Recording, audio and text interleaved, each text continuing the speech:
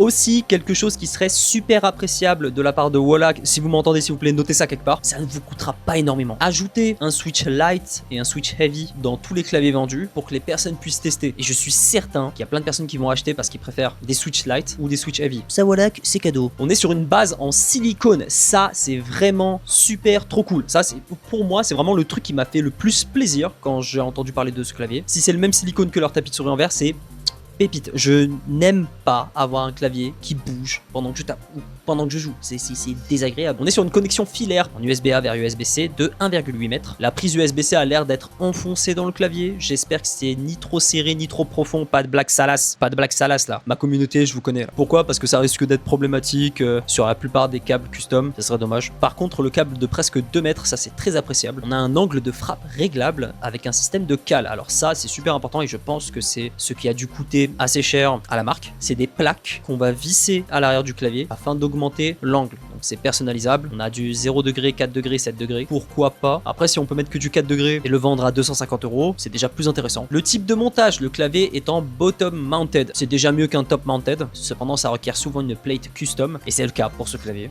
D'où le prix premium, j'imagine.